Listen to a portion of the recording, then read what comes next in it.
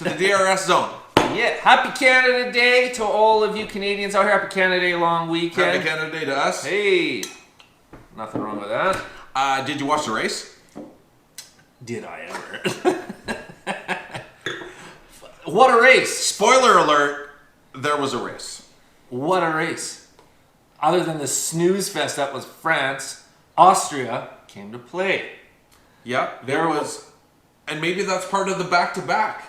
This is, I think, the only time this season where you get the back-to-back races. One week after another. I think that's correct. Right, because they're trying to pop them all out right before. We got two more before summer break. Yeah, Silverstone, right? The UK one's next. Yeah. The English one.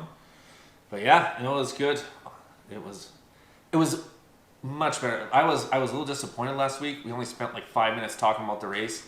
Wasn't much to talk about. There was not much to talk about whatsoever.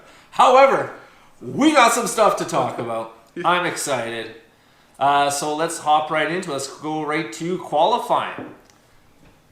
And Q1, Stroll was Don't say it. He was on the bubble. Don't say it. He was 15th. Dude, say it. He was 15th. And then Magnussen punts him out. Pulls out a miracle lap there. But that was an interesting with Magnussen because Magnussen also was wicked fast in Q2 and made it into Q3. Yep. And I've never seen someone really go on the bubble from like Q1 to Q2 and then qualify for Q3. That's pretty impressive. So hats off to Haas and Magnussen there. Yeah, absolutely. Another strong push again from them in qualifying. Yeah. Especially McLaren with Sainz and Norris up there. Although Sainz had some trouble and didn't start anywhere near the top 10 in the pack. I think he started 19th. Yeah. The other ones that was impressive was Alfa Romeo, the former Sauber team. Yeah, absolutely. They made it to Q3 too, both of them, including Giovinazzi, which, Raikkonen doesn't surprise me to see him in a Q3 position. Yep. However, to have both of them there was quite impressive. Did you watch the race? I watched the race. Okay. Let's talk about the race. So let's talk about the race. Let's also first set up the stage, the hills of Austria, lots of elevation, 1,800 feet to 2,000 feet. And hot. Lots of heat. Europe's going through a massive heat wave right now. It was like 36 degrees Celsius, and the track temp was as high as 58 degrees Celsius. So that's hot. That's like cooking egg on the asphalt. That's going to be ripping through some slicks. Yeah. That's what that's going to do. Yeah. And I believe, if I'm correct, Magnussen was talking about how his tires felt like he was driving in rain on the first few laps just because of how hot it was. And they didn't quite have the right setup. Well, when your tires are getting that hot, they'll actually, the rubber will slightly melt and it will feel like rain. Yeah. Quite hot. So it's hot, and they're out there, and they have the formation lap, and neither of the two Mercedes drivers are on the front row. First time ever. Right. Leclerc qualifies first, Verstappen right next to him, and then the two Mercedes boys. But what's interesting always with those starts is in the first few seconds, because a lot of things happen. Like Verstappen with ye old anti-stall right off the bat. And nothing. Other notable start, Vettel, who's didn't even do a lap in Q3, was in 9th due to a penalty. At the same time, Verstappen stalls out. Vettel has a hell of a start too. He goes up 3 places. Yeah. So he jumps into the foray right away. Meanwhile, you think Max, okay, so now what's going to happen with Max? And he put on a really good show all afternoon. And Max is defending champion in Austria. He won this race last year. There's a few Dutch out there. Yeah, there's a few Red Bull fans. Yes. There's a few orange shirts. Yes. Out there. Yes. So the race starts, and it is a one-pit strategy race. Yep. Get off of the current tires, go to hards. That's right. And the timing of it's everything. Now, what everyone hopes for is a safety car to do this, right? It's because you don't really lose a lot of time. Ricciardo did. Foreshadow 40 laps in. That he did. But we haven't had a lot of safety laps. The guy's been, driving pretty safe out there, which is a good thing too. But that doesn't create a lot of safe pitting or less risk in pitting. So there's been quite a foray into your strategy in pitting. So let's go with the start of the race. Right, you had the drama at the beginning with Verstappen stalling out, Vettel jumping up, Leclerc's looking great off the hop. The pits start coming in as soon as like 13, 14, 15 laps, but really it's in the 20s where everyone starts to pit in. Yeah, and the teams are moving one driver in, and then a couple laps later having another box. Yeah. One of the key ones that happened there, where Ferrari tried to take an advantage over Mercedes, is Vettel boxed and went into the pit, and Mercedes had to hold Bottas because it would have been an unsafe exit had they not. Yeah. But the problem is, Ferrari team was like, oh crap, we're not ready for this whatsoever. Why didn't you tell me? I would have been ready. Like, that was their reaction. They had they were slow. They had like a 6-7 second pit stop. Well, when you don't have the tires there, it makes it difficult to change the tires. It does. But the problem... Just saying. Yeah. But the problem with that is, even though they held up Bottas, it put Vettel in a worse position. Because he was like in third or fourth. He was in fourth at the time, I think, when he pitted. So he, because of the way the gap and the way the laps were going, ended up like in seventh. Or way back where he shouldn't have been. And he had to claw his way back. And that sets up Vettel for later on in the race in a two-pit strategy, which doesn't really favor you as much in Austria at all, just the nature of the track. It's a one-stop track. Yeah. Now, let's talk about Ricciardo. Ricky Ricciardo, your favorite. Let's talk about his strategy.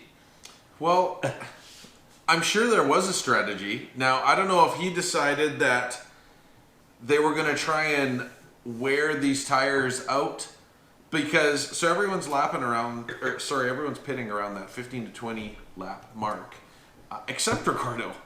And then they kind of go to him at I think it was lap 39, and they're like, they show the lap list and everyone who has pitted and what kind of tires are running now. Yep, still out there. He's pulling a Strolley.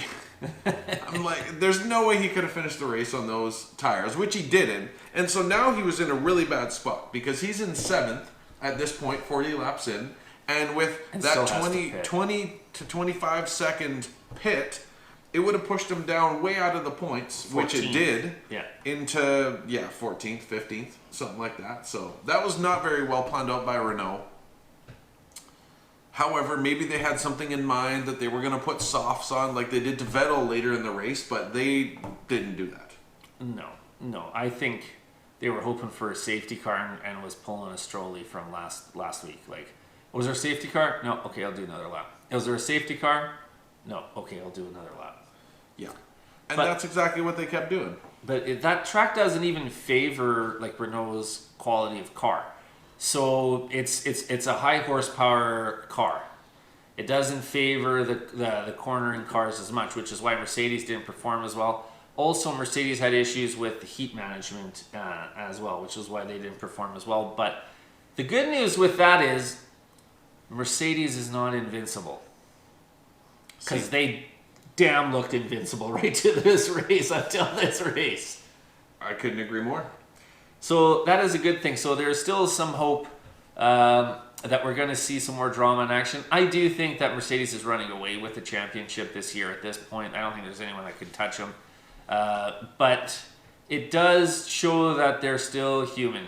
And there was a few times as soon as Verstappen passed Bottas and was clawing his way up, getting closer to Leclerc, you just see they pan to Toto Wolff, and he's just like, oh no. Like he was like, well, this plan just showing the bottom of his teeth, and it was he was not happy. So Mercedes is human, which is good to see because to this point they've been perfect. Yeah. Now, let's go to the big controversy of the race. 2 laps left to go, and Verstappen is on Leclerc's butt. Like, they have been dog fighting for a lap already.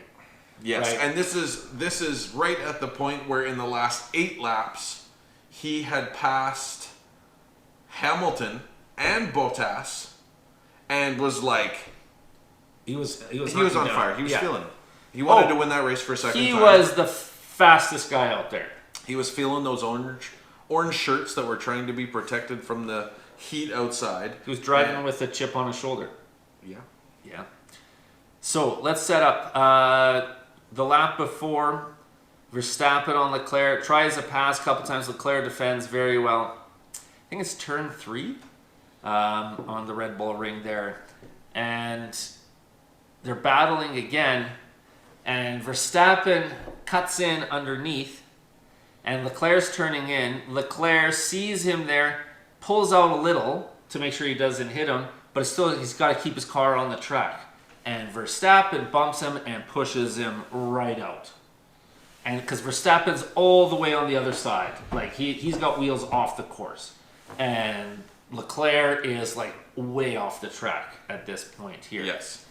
So that is how Verstappen took the lead and ended up winning the Austrian Grand Prix. Now, his win wasn't secure 100% when he finished. It was Leclerc second and Bottas third. And Vettel was really pushing to try and get... He was close on Bottas, but couldn't quite hit him. Hamilton didn't finish on podium for the first time all year. Hamilton finished 5th. Yeah. That's his worst finish of the year. Yes. Well, yeah, he's off podium. He's usually 1 or 2. Exactly. So that's a major note there. But let's go back to that incident there. Now, my initial reaction was, oh, that's under investigation, and Verstappen's gonna lose 4 or 5 seconds or something, right?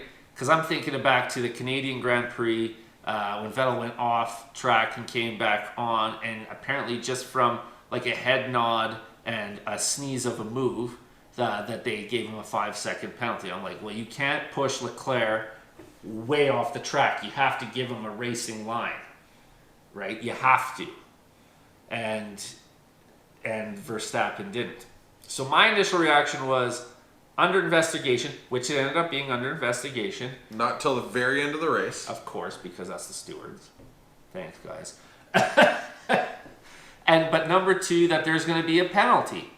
Because there's bumping, which can happen, but you gotta leave them a line. You can't push them way off the track. Because if that's the case, I'd push everybody off the track if I was an F1 driver. Oh, are you in the corner? Gran Turismo rules. That's right, Gran Turismo rules hardcore, right? And out you go on the gravel and I don't have to see you again for the rest of the race. That's right. And you can't do that. Which didn't give Leclerc a chance after that to try and fight back, to try and regain that position. So after the race, that's how it sits. Yeah. And with no action taken by the stewards at all, even though they said they were investigating it. Obviously, they rendered a decision that was a racing incident, which is maybe a little hard to swallow. But according to Max, who was very forward in telling Sky Sports right afterwards that, hey, listen, like if that's not racing, if that can't happen in the race without it being looked at, then go home, don't watch it. Like I'm not going to race. Well, I understand that viewpoint, but I'm looking for consistency now in the stewards because I think they robbed Vettel in Canada. Right, because every sport has very consistent referees. Very, but like potato, right? Like Yes, just because you're on one continent and then versus the other doesn't mean the rules fucking change. Okay, that's just how it is. So, I think that there should have been a penalty assessed against Verstappen because of the nature of that. Now, had he not pushed Leclerc out with his racing line, yeah, I would agree that there should be no penalty. Now, they were saying too, and Christian Horner was saying after, which is the Red Bull team owner, he's like, well, there was still asphalt out there and some pavement and this and that, but what if it was gravel? So if it was gravel, would it change the rules? Because Leclerc would have been screwed. Oh, if it was gravel, he would have come to a stop and finished last. Yeah, like, so just because it's pavement out there and there's some runoff, I don't think that makes a difference. The only thing that I didn't like about that pass is that Verstappen, he didn't come into that corner tight. He came in wide as it was. Wide, so when he super wide. exits, he stays in that racing line, which was already wide to begin with. If he would have come in a little bit shallower, different story. They would have had room right together, and maybe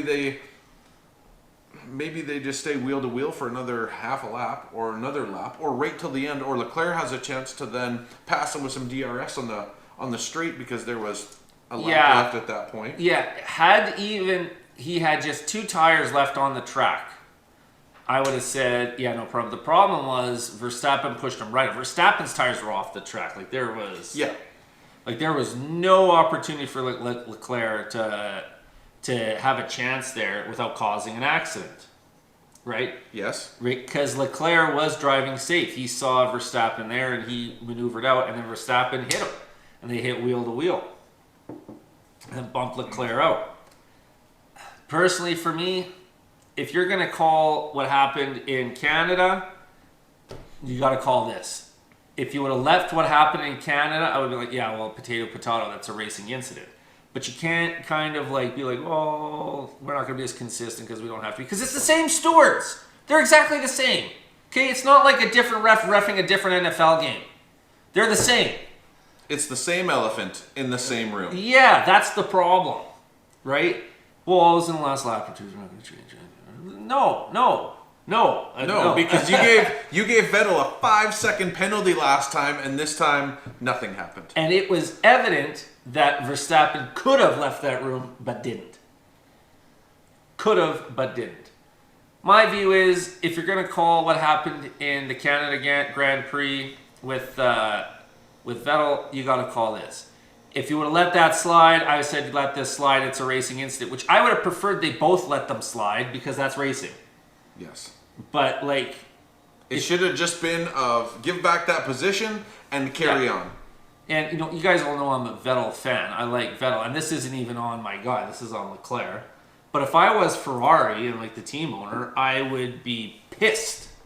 And let me tell you, the F1 board and the FIA and everyone's going to be hearing about this because like there's no opportunity for any appeal of the investigation or anything like that. So, you know, if you're a Ferrari and they've been struggling to try and get these wins and trying to get going this year, if they feel like the cards are stacked against them, they're going to be pretty pouty and pretty pissed. And I would be too if I was them. Right? So, yep. Yeah, you can I'm not say saying that Verstappen wouldn't end up have been the winner of that race, but just how it went down. Because I think had he left Leclerc the room, he still could have passed him, even if Leclerc battled back on the straight there. He would have passed him anyways. He would have won. His pace was undeniable in those last few laps, so I totally agree. Oh, for sure. He was the fastest one out there, but to nudge out the race leader and, you know, with the kind of stuff that they've been calling, I just don't see the consistency. None of us do. No. All right, well, we chatted about that quite a bit here. Thanks a lot, guys. Silverstone is in 2 weeks from now. We will definitely be putting a late show on that because that is Street Machine weekend here in Lethbridge. And I'll be doing a little bit of racing in my car, and I know Scotty will be out there as well. I don't know if he'll be racing, but he will be participating in the weekend. So we'll bring you a show once we have a chance to sit down and watch the race. For sure. Happy Canada Day. Happy Canada Day. And until then, cheers. Thanks again for watching. Subscribe, and have a wonderful evening. Cheers, guys. Bye.